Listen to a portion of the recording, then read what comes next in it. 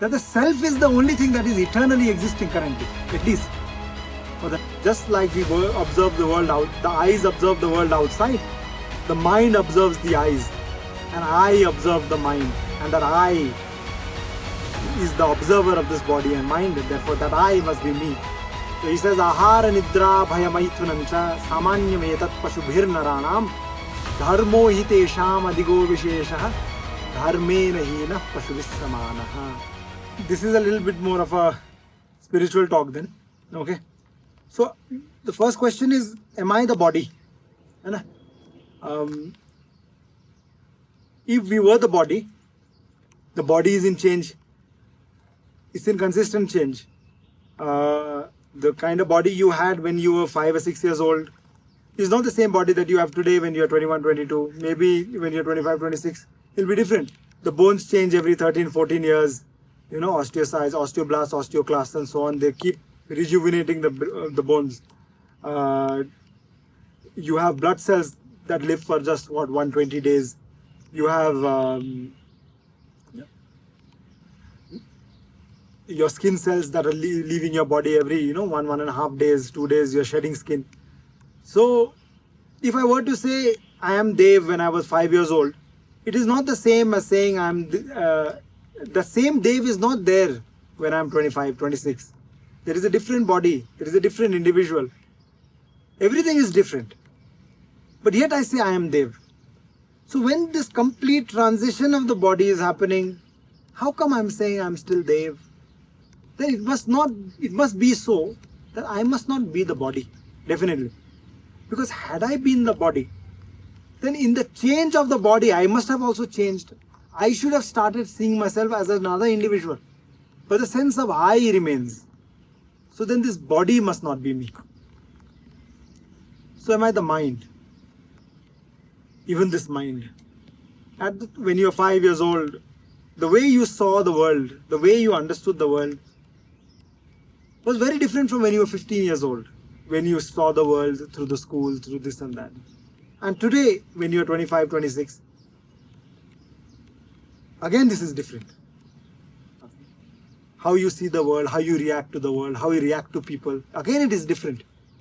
So this mind is also in consistent change. Just like the body is in consistent change, so is the mind. But what is unchanging is this self. That I was 5 years old, I was 15 years old, I am 25, 26, 27, 28, whatever. I am Dev, I am Megha, I am this, I am that, but I am a different entity. So who is this I then? It is an entity that is firstly different from the body and it is different from the mind. We need to understand what we are not to reach where we are. So within the Sanatana Dharma fold, we say that there is an entity that is the observer of the body and the mind, who sees the body and who sees the mind, and that must be me.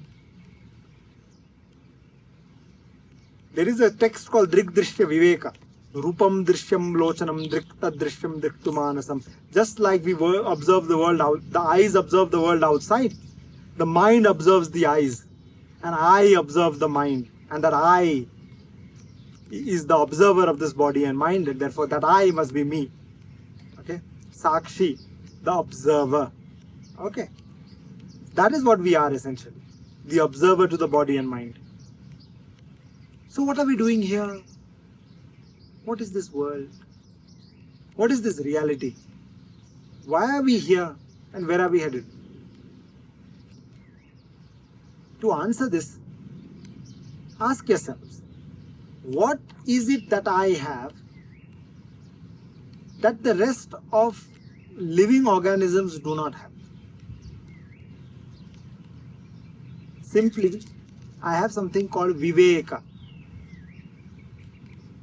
I have the ability to understand the self, understand the non-self is different from the self. I have the ability to do that. And if you look at it, Yudhishthira tells Draupadi in the Mahabharata, Because Draupadi asked, why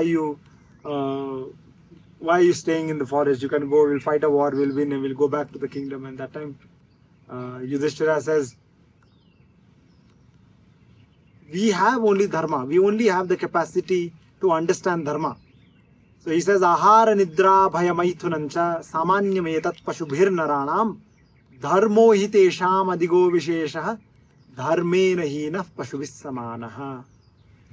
Food, clothes, copulation,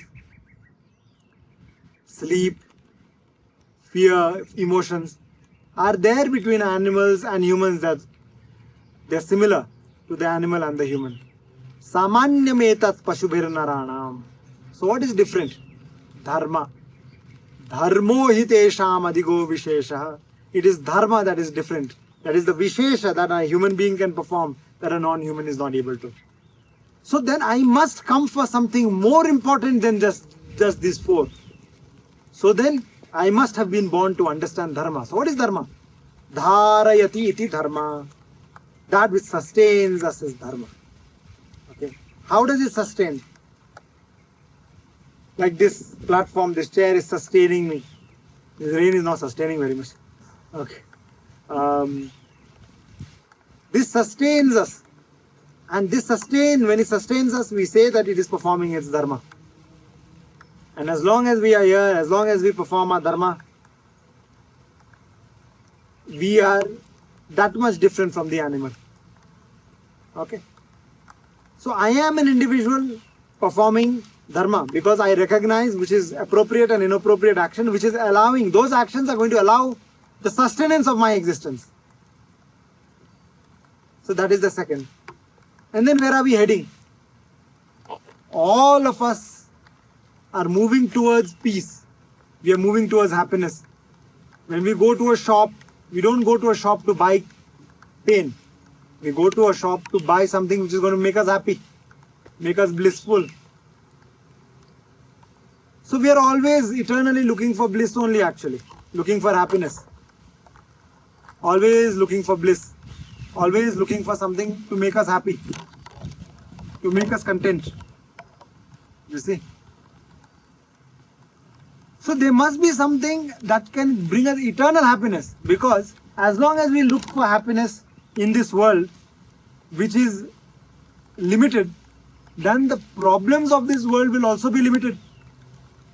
Or rather, as long as we try to find happiness within things that are limited, that means the happiness that comes out of that thing is also limited.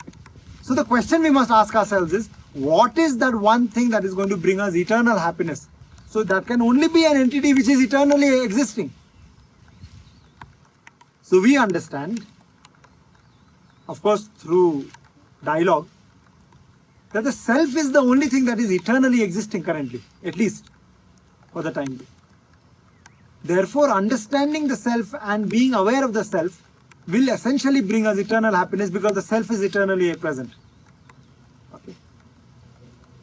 So I am this jiva, I am this observer of this body and mind complex, which has the specific capacity to do dharma. And my reason for this existence in this human body is to recognize dharma and utilize it to understand the self, which is eternal, so that I can be eternally blissful. And to being in that state of eternal bliss, the path to it is called Sanatana Dharma.